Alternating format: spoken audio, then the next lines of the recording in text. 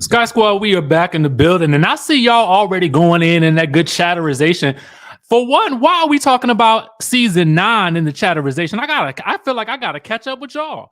Listen, Sky Squad, we are back in the building, and we are here to talk about Real Housewives of Atlanta, season 14, episode 7. Who gonna check me, boo? Okay, who is gonna check me, boo? Who is gonna check me, boo? Is it gonna be Sanya or Sanya Mama? Okay, is it gonna be Sanya or Sanya Mama or her daddy or her sister? Who knows? One never knows these days. Let me tell you something. Two things before I get started. Number one, if you in that chatterization, go on ahead and let us know where you're watching from. And number two, bravo. Bravo. Pull up for a second real quick because I got to talk to y'all. I understand y'all want to promote this Judge Mathis show. I do. I do. I don't blame you for wanting to keep a logo on the screen. I don't blame you because I'll do it myself.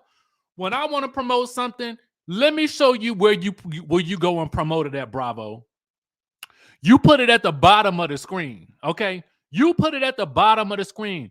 Don't you dare ever put another promo for another show at the top right corner of the screen, covering the people faces on the show. I was so annoyed last night watching that entire episode. I couldn't see the top right half side of the screen, okay? I was mad about that thing. It was so annoying. And I'm like, y'all don't ever do this thing ever again. Not for no show that's not even on your network. Okay. And I understand y'all part of the same NBC Universal family. But next time, put that thing in a lower third. Okay. A lower third is basically where all of the where I post you guys right here, like where I'm changing up the post from where you guys are from. Okay. Hey, Brooklyn. Hey, South Carolina, Atlanta, Georgia, San Antonio. That's where you put information that you want people to see, but you ain't covering up nobody's face in the process. Okay. Now, I just had to get that out the way because it annoyed me to the limit last night, and I just couldn't understand it. I couldn't understand it. Why you put a countdown in the middle, like in the middle top half of the screen? It was so annoying. I didn't even notice that, but it was so annoying. Hey, Johannesburg, I see you. Anyway, hey Philly Diva, how you feeling, Philly Diva? After your last week, you had an eventful last week and this weekend. Um, it was so distracting. It was so distracting. Anyway, with that being said, shout out to everybody in the building. I see y'all. Thank you so much for coming through. We got to talk about the episode from last night, and we're gonna rate it on a scale of 1 to 10. Now, I know I'm about to have a probably unpopular opinion for last night's episode because based on the chat and what I done seen y'all rating it already. But I got to tell you guys, I'm going to give this episode a 9. We're going to rate it on a scale of 1 to 10. And I'm going to give last night's episode a 9. I'm taking away actually a full point, mostly because of that promo at the top half of the screen. It was annoying my soul. It was irking me to the depths of my spirit, and I have to just take away some points because you must allow me to see what's happening on the screen, people. You must allow that to happen. We did get some good emotional moments from Marlo. I think that these moments help inform us a bit about who she is and what her family has been going through. So that was quite interesting to see. It was also interesting to see her work with her charity. And I like that they worked in the drama surrounding Kandi and Marlo and the charity mixed in with us seeing Marlo doing some work for the charity in this episode to really tie it all together. We got two ponderosas this episode that really made the episode pop. One at the very beginning, which was a continuation from last week's episode, and then we also got the follow-up ponderosa for the what you call it, the little girls luncheon. Okay. um and so I see you guys are giving an 8, 7, 6. Different people, yeah, I mean, for me it was a good something or other. I didn't mind last night's episode. Okay, I didn't mind it at all. um I gotta take away, I will take away a point for Sanya's mama getting into the drama. But if I take away a point for Sanya mama getting into the drama, I'm gonna have to take away a point for Mama Joyce getting into the drama. So I'm just gonna have to leave the two of them out of my point system for this week, okay? And that's what I'm gonna give it. All right, so let's get into the episode. We start off with Drew arriving at Sanya's Dirty Wine Dance Hall dinner party, okay? And, Sanya greets her warmly. Welcome, Drew. We welcome you upon the dinner with open the arms. And we welcome you with love. Come eat some of this good Jamaican food. And I'm here for it. I said, okay, this is starting off nice. All right. So she does say in her confessional that she wants to get past her issues with Drew. And I have to raise a little side eye to that because I'm like, do you really? Okay. Do you really? Prove it to me. Because I ain't seen it yet. And I definitely ain't seen it in this episode.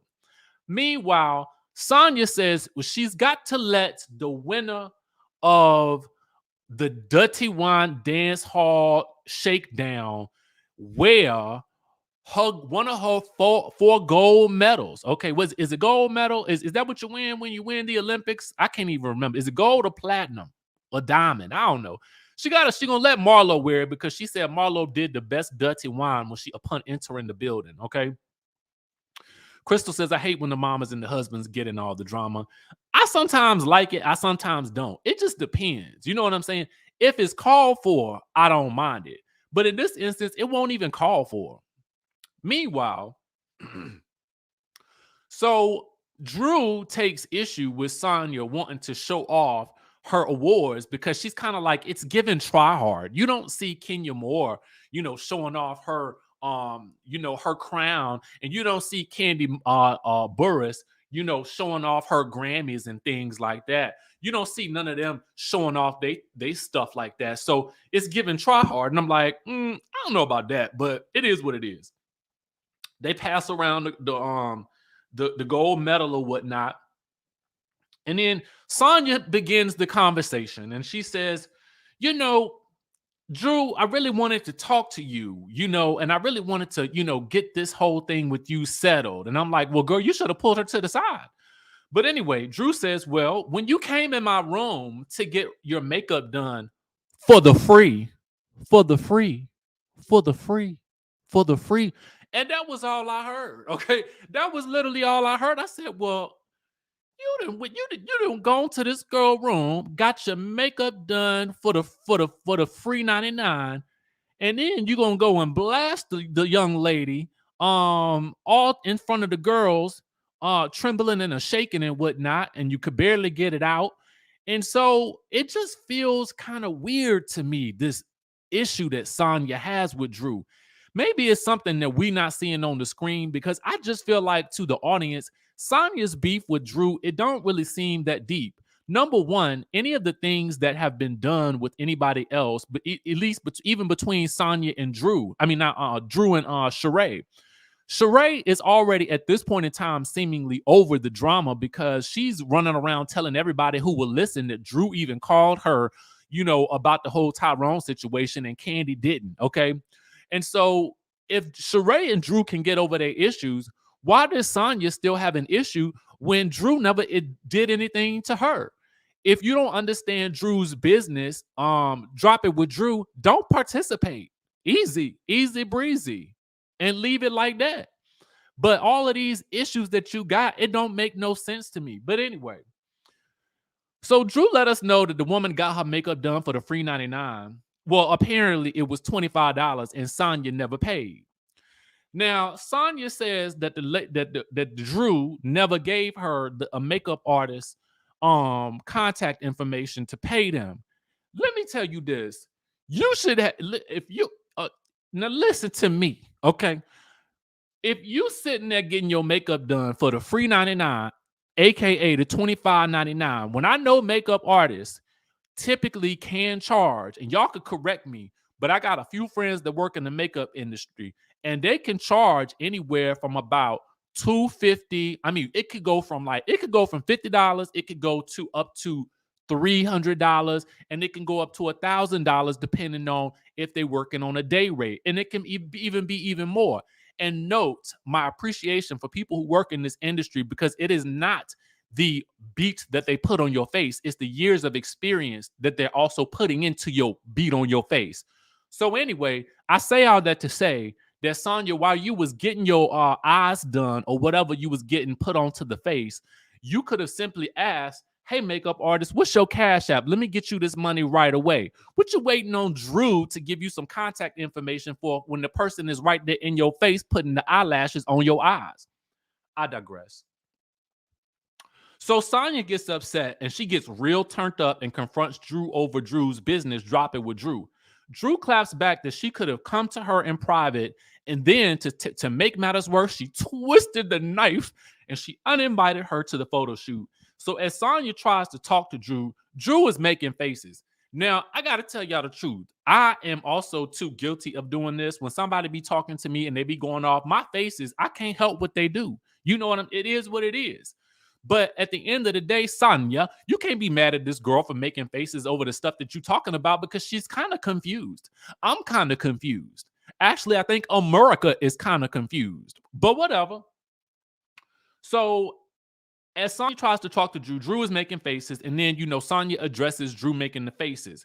And so then Sanya's mama jumps in talking about how Drew is provoking Sanya. I don't like that. I don't like that. Mama done had it out for Drew ever since the last episode when Sanya got her mama hyped up about this whole situation. Now, little Drew, y'all can say what y'all want to say, but little Miss Drew is harmless as a bumblebee. Okay, she harmless as a bumblebee.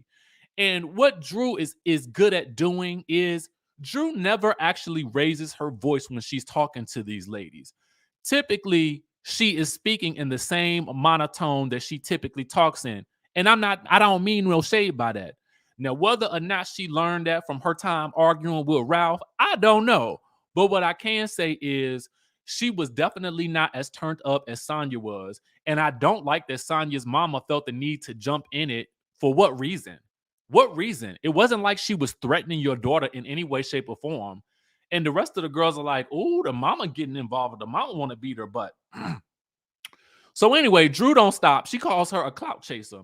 And Sanya, she goes in and say, a clout chaser for who? Not for you. I'm a 4-time Olympic gold medalist. Put some respect on my name. And all I could think about, to be quite honest with you, was, so here's the thing. I first of all think it's amazing that Sanya has 4 gold medals. I think it is awesome, okay, if she has won, that she has won all of these things.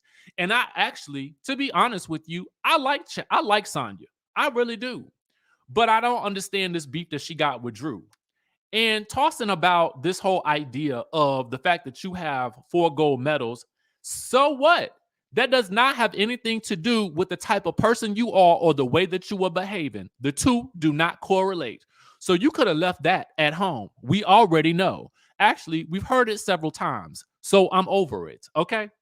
In terms of clout chasing, we mean clout chasing within this group, because whether you like it or not, you have won 4, 5, 6, 7, 18 medals. It doesn't matter. You're now on the same platform as Drew. So in that regard, that doesn't make you any better than her or any better than anybody else in this group.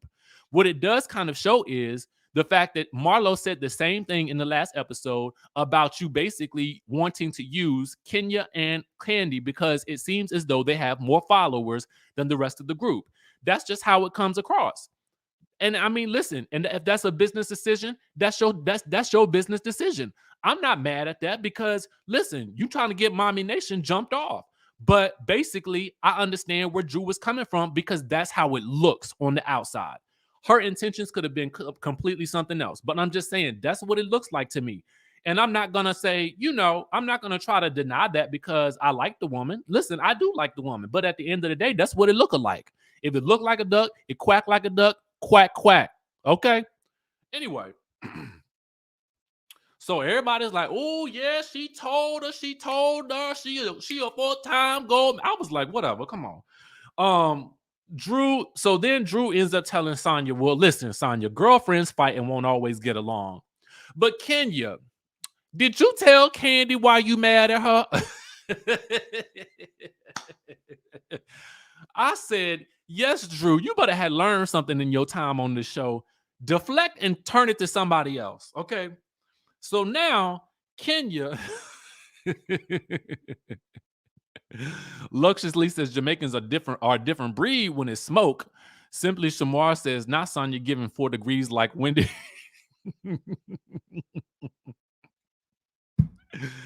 It's for houses, 4 degrees, 4 metals.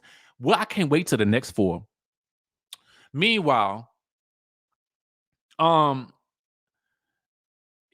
here's the thing. Let me just say this real quick. I don't think it's that Sanya needs any clout with in general. But I do think it feels as though she's been trying to warm up to some of the more popular ladies, and sort of to leave Drew in the dust. But that's just me, okay? But I still like Sanya, so I'm holding out some hope. I don't know. I just don't like the mama getting involved for no reason. So anyway, on to Kenya. Kenya don't want anybody husband controlling and buzzing her JJ with these vibrating bloomers. Okay. So Mama Joyce then jumps in. For what reason? I don't know. And it says, you know what? Don't wear the vibrating bloomers. Don't nobody control my JJ but me. And Kenya's like, well, I mean, I don't know who else will be controlling your JJ. But anyway, and Mama Joyce goes on to say, I'm surprised Keontae got a problem with it. So Kandi goes in. She's like, oh, the person that starred in the movie Twa got a problem with the vibrating panties? The person that was humping on the floor last year when the bolo was there got a problem with the vibrating bloomers? Okay, cool. I don't understand it, but whatever. You should have just not wore the bloomers. So Kandi in her confessional then notes that Kenya has had plenty of associations with the men's and the streets been talking about it. And I was shocked. I said, oh no, Kandi, not you. Eat too, Kandi. And then Marlo chimes in and says, she done slept with half of Hollywood. And the producer said, well, give me some names. That was good on you, producer. Get some receipts. And Marlo says, well, just Google half the men in Hollywood. Okay, just Google half the men in Hollywood. And I wonder if I should just Google it now. No, I ain't gonna waste my time because I know it ain't gonna tell me nothing. Meanwhile, Marlo heads to the Women Expo. Simply Shamar, welcome to becoming a member of the channel. We appreciate you. You guys can become members too, okay? Meanwhile, Marlo heads down to the Women's Expo, and I was wondering to myself, was this the same expo that Nene and Kim Zolciak was at when they hugged and embraced? Somebody let me know in the chat. Was that the same Women's Expo in Atlanta? Was it? Okay. That's a good question. Meanwhile, she's with her management team. She talks about her foundation that she started called Glam It Up, working with the girls in foster care, providing them with clothes and things. But please note, don't give these girls no hand-me-downs. No, you go to the store, you go to the Christian Dior, you go to the Dolce and Gabbana. Well, maybe not Dolce, but maybe you go to the Gucci. You go to the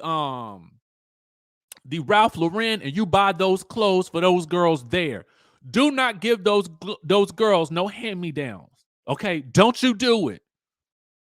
They can get their hand-me-downs from Les Archives, but don't you send them no hand-me-downs from you. Okay, let them get their hand-me-downs from Les Archives. Okay, because then they're gonna have to pay for it. Okay, let them know. Let them know. Meanwhile, what I do like that Marlo is doing this, because I do feel like it's important to give back. And I like that they showed it. I like that they highlighted it. It was something I didn't know about.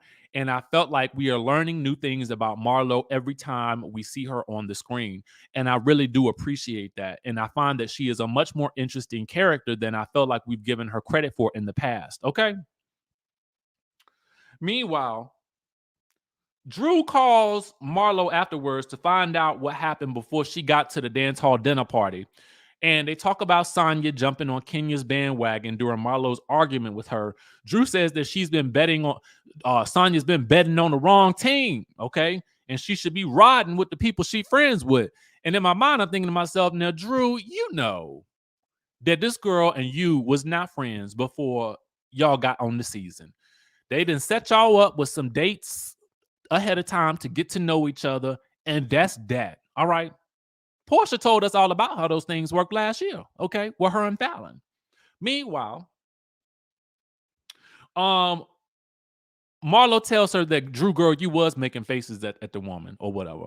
But she wonders why Sanya didn't invite them and only Kandi and Kenya to her shoot, okay? And then she goes in on Kandi not being a good friend, and she's gonna call Kandi out when Kandi isn't doing the right things. So Sanya then sits down with her mama, her daddy, and her sister, and she talks about, the fact that Sheree and Marlo came after her for not being a part of the Mommy Nation photo shoot, but she took it in stride because now she'll get them to do the next one. Sanya says that, she then goes on to talk about the situation with Drew, and her mama chimes in talking about how Drew wouldn't let her talk. Every time somebody tells me on the screen that, hey, Rob J in the city, thank you for becoming a member. Every time somebody tells me that Drew didn't let Sanya talk, I do not recall it. Okay. I don't recall it. Do y'all recall it? I don't recall seeing that. And I don't recall seeing it happen that way. Every time Drew gets into an argument with somebody, it just ends up with them yelling at her. Okay. That's all. That's what I noticed. Meanwhile, the whole family is riled up and talking about her. And Sanya says that she is the clout. Okay. Her sister says Drew wasn't even Melody on the game. Okay. Melody was not a real character. Okay. As much as everyone likes to think that was the case, Melody is an actress. Drew's character was an actress as well. I mean, she's an actress. It wasn't real life. Okay. But I am just wondering if there's any Jamaican food left over from this dinner because I really want some. Meanwhile, over to Sheree's house. Sheree is meeting with her life coach, who we had seen a couple of seasons ago. Okay. Now, she ends up talking about Tyrone being released and standing her up with no explanation. So Jack, the life coach, tells her that when Tyrone looks at her, allegedly, he sees a fantasy in her. And it's a fantasy that he is beating off to every night, okay, with the hand. That's what he doing. He beating off to her every night. And I was like, oh, while that might be true, okay, while that might be truth serum number 9, I just felt weird about the life coach talking to her about it. Does that make any sense? Because that was a if my life coach was telling me something about that, yeah, you're choosing people that just look at you as a fantasy. And what they doing? They just beating off to you every night. That probably be my last time working with my life coach. Mostly because I now got to wonder why you are thinking about me in this type of way. It just felt odd to me. Did it feel odd to y'all? It was cringy to me. I think that's the word. It was cringy. It was real cringy. I said, oh. And what makes me say it all is also cringy is because later, listen, I understand that I felt like he might have been telling her the truth. But it just felt odd to me, given that she's later going to tell Kenya that most of the men that she works with end up liking her. So I guess to me, that's because to be quite honest with you, He could have simply said, this man is in prison fantasizing about you, and he sees that he has a prize, and that's it. But I guess I just felt like, yeah, it was brutally honest, but you didn't even have to say that in order to be brutally honest. It just felt, and then she even looked awkward when he said it. That's also what made it cringe to me as well. Okay. So I don't really know. I'm not gonna crit listen, if that's what the man does, and if that's what she paying for, and if that's what she like, then more power to her. But I'm just telling you that on the screen, it just came across real weird. Exactly. Tyra's world, you can speak truth and not come across perverse. It's called tact. Thank you. Exactly. So anyway, he tells he basically asked her to tell him how she feels after hearing what he has to say. She says she feels naive and she was gonna have a fun and good life with this man. And he asked, well, what is she gonna do next? She says she can't say for certain that she'll never talk to him again. And he advises her to pour into something else and asks what she could be pouring herself into. And she mentions She by Sheree, and she talks about how it's been a mess. It has. It has. But I understand it. You know, people have been, I mean, this is unrelated, but kind of related. People have been saying, oh, Richie, you need some merch. You need some merch for like the past 2 years, right? And in my mind, I was like, yeah, I do, but I don't want it to just be any old thing. You know what I'm saying? I want it to be something special. So it has taken me a long time to figure out what that would be. So I understand that it might take her some time to figure it out. Now I finally have an idea of how I want to put everything out, but it's taken a while. So I could feel her on the fact that it's been quite a bit of a mess because you end up putting other things in front of what you're supposed to be doing sometimes. So he advises her not to date nobody else from jail, and I second that emotion. Over at Kandi's, they are decluttering. Okay. Um. Well, you know. Yes, we're gonna have some joggers, baby. Some joggers. Look out for it spring, summer, September, or something like that. Okay.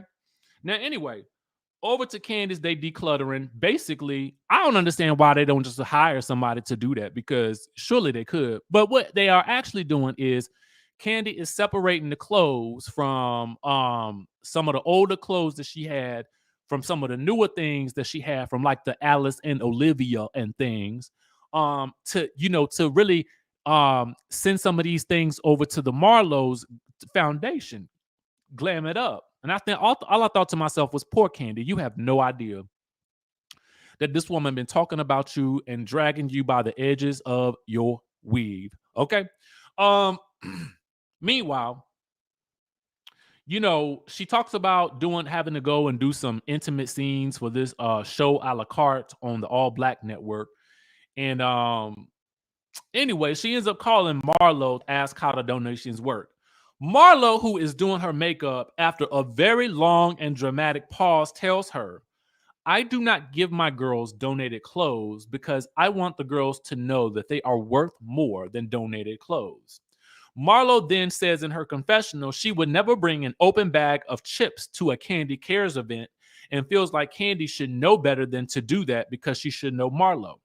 Kandi thinks it's whack that Marlo was downing her for offering gently used clothes, especially since she may have only worn some of those garments once. Now, Simply Shamar says, I'm still confusion over how Marlo rejected used clothes for her charity, yet rents her used clothes for Le Rag for Le Rag bin for $2,500 a day. Now, that's a very good question. It is a very good question. Okay. Um, First, let me say this. If it is Marlo's business model to only accept new clothes for her foundation, that is her right to do so. I'll say that first. However, to judge someone for wanting to make the effort to donate is heinous, simply because all she had to do was simply say, well, is it possible that you can either make a monetary donation or provide them with new clothes, because I like to give them new items so that they feel their best selves in some way, shape, or form, or whatever the case may be. Her business model, I can't knock it. But what I can knock is how you respond when somebody who is eagerly and enthusiastically trying to support your business endeavors. That to me is wrong. Okay? It's wrong, wrong, wrong. Especially when your other business is a business of allowing people to rent your used clothes, and those clothes could have been worn over and over and over and over and over and over and over again by different people, and then charging however much per day to do so. Okay? That's problematic to me. It is. Thank you for that super chat, Shamar. Appreciate that. Now, Sheree meets with Kenya. Kenya tells her, Kenya's talking about her Kenya Moore hair care in the Walmart. She's been missing some deadlines because the containers ain't came from China. And I'm very surprised, but not surprised, that Kenya is a one-woman show when it comes to Kenya Moore hair care. I can understand and relate to that because I am mostly a one-man show with what I do. I have had to learn to hire assistants and people to help me in various aspects, and I feel like that's something that Kenya needs to do as well. Sheree's been having the same issue with She by Sheree. She's worked with men in her past who have tried to help her launch her business, but they've ultimately let her down by coming on to her at the end of the process, and so things fall apart. So Kenya suggests finding a female team for her, and Kenya, maybe you should find you an all-female team for yourself. And Kenya ends up coughing, and she reveals to Sheree that she doesn't like the things that Marlo has been saying about her being sick and feels like Marlo is being a double agent. Sheree says that she was under the impression that Drew ended up doing a lot of the work that Kenya was supposed to be doing for their girls' night out. And Kenya says Drew didn't do much, but we do see that Drew did a lot. Kenya says she really wants Sheree to know that she's there for her. Sheree receives it and believes Kenya was really sick. Kenya wonders why Marlo is trying to turn everybody against her behind her back. And she ends up saying that she wants all the girls to get together for brunch, to celebrate with Sheree. And, that's going to be their next Ponderosa. But Kandi is in LA reading her lines about what to do with the vajayjay and her tongue. So she not going to make it, okay? Meanwhile, Drew arrives first to the girls' brunch, breakfast, luncheon, whatever it is. Obviously, it's early because Marlo got a call at 2 p.m. So this lunch has to be pretty early, or breakfast, whatever you want to call it. Sanya arrives next. They hug and they sit awkwardly until Marlo gets there. And Marlo comes in looking good in her red, and she admits that she's having a rough day. Hey, Sherry, thank you for becoming a member. I appreciate you for that. So Marlo admits she's having a rough day. She tells them about her sister who was incarcerated. Now, apparently the sister has some mental health issues. The judge would let her out if she agreed to do inpatient therapy.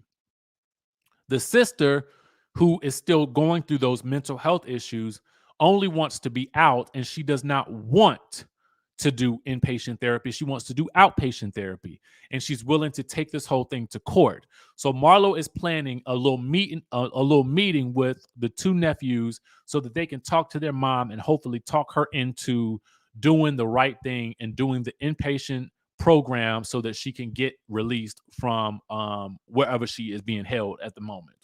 Now, Kenya arrives and she is still sick. And let me say this about with this whole thing with Kenya. There's two things going around, obviously. There's the panorama, okay? And there is some other form of flu or cold that is going around that a lot of people will have, and the symptoms will look like the panorama symptoms, but they will end up not being that, because I also felt like that myself earlier. Now, this is a couple of weeks ago. So whatever Kenya is going through, this is something that is really going around. It's a real thing. So as I'm watching Kenya go through this, I'm thinking to myself, oh, she's actually got whatever was going around, okay, and it's still going around. So y'all be careful out there. Meanwhile, she says that she's still sick, but Marlo says that she looks great. So as they move to the table to talk to Sheree about what she's doing with Tyrone, they toast to Kandi working in LA. And Marlo reveals that Kandi was going to give her some hand-me-downs to her girls' charity. No, she wasn't. So Kenya tells her, girl, the worth is not in the clothes. And, she tells Marlo, I grew up wearing hand-me-downs. And then she tells them not to vilify Kandi because the giving is not good enough. And I totally agree with this. And Kenya feels like it's the same thing that Marlo tried to do to her with Sheree by vilifying her because she was sick and she could not make it to Marlo's event. Marlo says that she was worried about Kenya and she wanted Kenya to be there. And then Kenya goes in about how Marlo has been treating her, accusing her of lying about being sick, trying to turn people against her, and talking ish about her behind her back. And my thought about that was Kenya, you and Kandi really have no idea how bad she and Sheree were talking about you behind your back just yet. But you will learn soon enough, okay? While you taking Sheree to lunch and dinner and breakfast, getting womlets and whatnot, and trying to profess how much you were down and there for her, you don't know that Sheree was saying facts as Marlo was calling you all types of video hoes, okay? But I got to tell y'all the truth. This scene with Marlo and Kenya, I tell you the truth, nothing cracked me up more than this whole scene because it was just so freaking chaotic, okay? It was so chaotic. I enjoyed every last bit of the scene. I almost gave the episode a 10 just for this scene alone. You know what I'm saying? I almost did because in my mind, I cracked up the entire time, okay? And you know what? I got to share something with you because if you didn't see the episode, then you just happened to miss this little moment right here, okay? It's not landing. Did you eat mess? No, it's landing. It's very off. No, that wig is very off. Baby, let me tell you, Kenya came in wearing that wig, baby. Wearing that wig. That wig was wearing Kenya out, okay? Now, let me say this because I know some people will be like, you don't like Kenya. Actually, I love Kenya this season. Kenya, Kandi, Marlo, and Drew are really giving me everything that I need this season, to be quite honest with you. They my favorites so far. But Kenya admitted that wig was a mess. But baby, when you are sick and on the sick and shut in list, it's just everything you can do to get yourself out and about. And Kenya is not gonna miss that paycheck, okay? So Kenya rose from the dead and she threw on the wig that she could find in her arsenal and she said, let's go, girls, okay? In her best Shania Twain voice, let's go, girls. And she threw that wig on and she left the house, okay? She did what she needed to do, all right? She was gonna get paid today, all right? Meanwhile, just because Kenya Moore has long hair, don't mean she can't throw on a wig every now and again, okay? It don't mean she can't throw on a wig. So let's just get that out the way first, okay? But before I get there, because I done got myself ahead of myself, okay? Because Marlo and Kenya get to arguing, and Kenya tells her comprehension is off, and Marlo tells her, no, that girl, it's your wig that's off. It's your wig. And Marlo is like, looking to run around here looking like you selling Mary Kay. Hello, I got a sale today.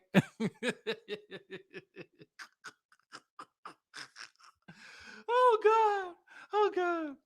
Anyway, Drew tries to interject and says friends shouldn't talk about each other's behind their back or whatever. Marlo says that she still loves Kenya and she cares about her despite how they bicker back and forth, and she just wants more from her, just like she wants more from Kandi. And then Sheree goes in.